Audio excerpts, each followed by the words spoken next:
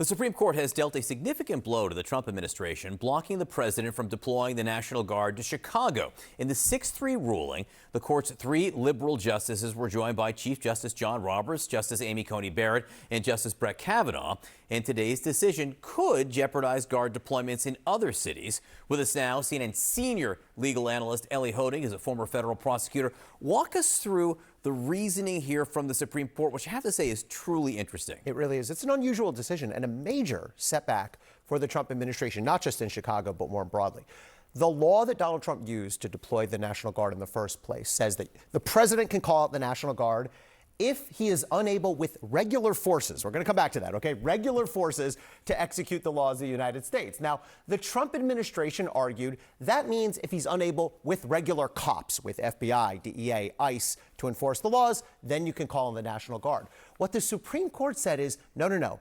That phrase, regular forces, that means the regular military, Army, Navy, Air Force, Marines, and only those very narrow areas where the military is even allowed to come in and execute the laws in the first place. So basically, the Supreme Court has put the bar very high to deploy the National Guard in the future and has limited it to an almost minuscule slice of all conduct on the streets. It's going to make it very difficult for the president to justify the National Guard in Portland, New York, anywhere else. Explain why this mattered in Chicago, but didn't play in Los Angeles or in Portland, Oregon, where the Guard was also deployed. So I think you and I discussed Los Angeles and D.C. were different. D.C. was different.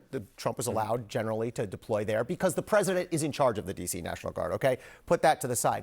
L.A. was different, Los Angeles, because there were protests that at times turned violent happening there. The rationale in Chicago is much more generalized. Just, well, crime rates are high and it's very dangerous. And the Supreme Court has said that's not enough for this specific statute. Yeah, and again, for it to be allowed in cities like Chicago in these circumstances, it would have to get past posse comitatus, right? Right. Yes. Which means what? You with your Latin phrases, which means that the military traditionally cannot conduct regular law enforcement activities. They can't make traffic stops. They can't do searches. They can really only provide a very basic security function. So it's very, very narrow. So this decision really leaves very limited room for Trump to deploy the National Guard elsewhere. They can try to argue circumstances are different, but if the argument's just going to be, well, it's dangerous, that's not going to cut it. Where they're not invited is also important, too. Yes. Well, it's a big difference if the governor requests aid. Right. That changes the whole legal calculus. Interesting coalition here, right? We're so used to these 6-3 decisions, 6 conservatives versus 3 liberals. Here you had Chief Justice Roberts, Amy Coney Barrett, and Brett Kavanaugh joining with the liberals, leaving the 3 conservatives complaining about this. This was an emergency docket case, meaning there was not full briefing, there was no oral argument, and there's been criticism of the emergency docket. The way this plays is whoever loses hates the emergency docket. All right, again, very interesting reasoning, could have a vast impact depending on where else the president wanted to deploy the Guard in the next coming months. Elie Honig, great to see you. Have a great holiday. All right, you too. S.E. Cupp and Max Rose are with me. So, Max, you've had, and you've got other cities where lower courts have also ruled against the president, but this is from the Supreme Court, and this is resounding is 6-3. Sure. 2 of his handpicked justices making very clear how they see this. How big of a blow is this? Well, it's a big blow, and it's one of many blows over the course of the last 30 days for this president where we see his base of power just cracking. You go back, Marjorie Taylor Greene moving away from him on the Epstein files.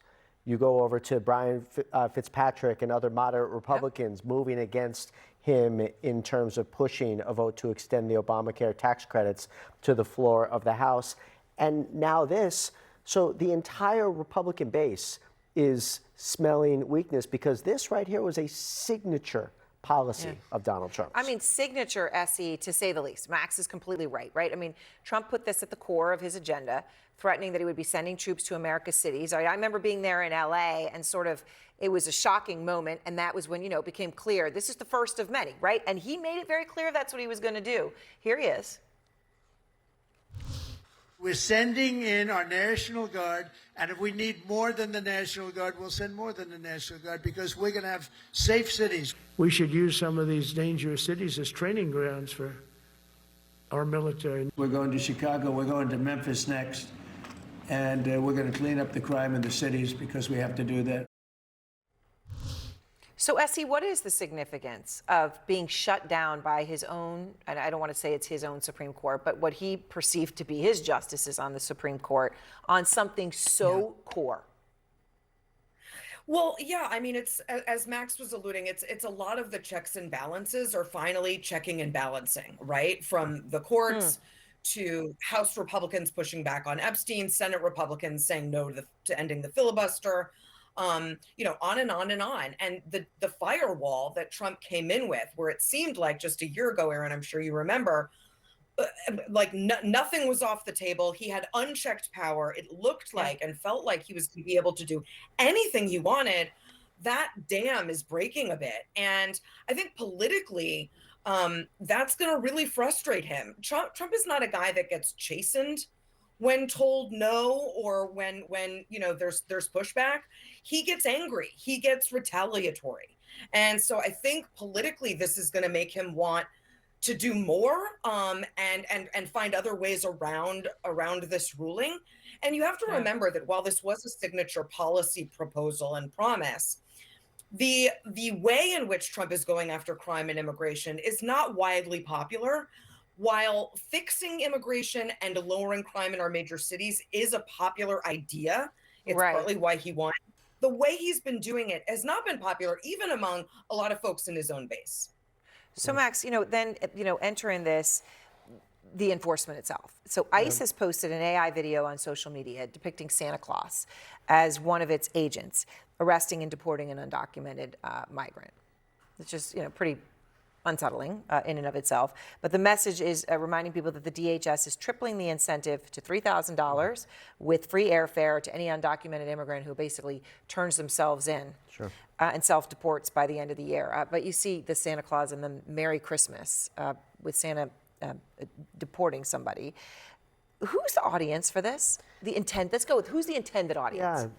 Well, they think it's their base, right? But Essie's totally correct here. The Trump administration is making the wrong political calculation. Certainly, we know that the vast majority of Americans do not want an open border, and they do not want anarchy at the border.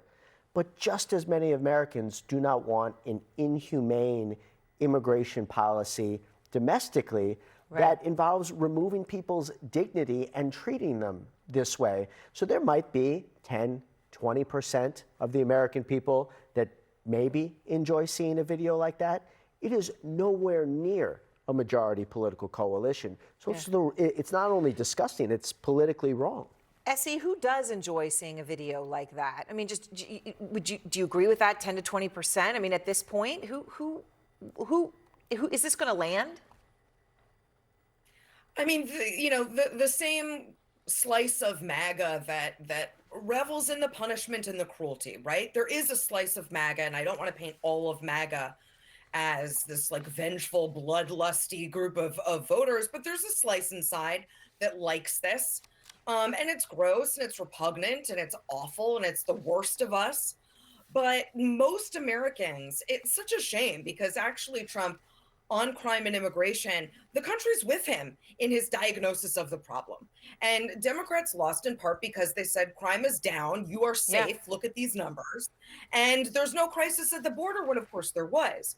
So he's right about the problem, but he's really, really wrong about his solutions for them so far. And I think he's going to be rebuked pretty handily in the midterms.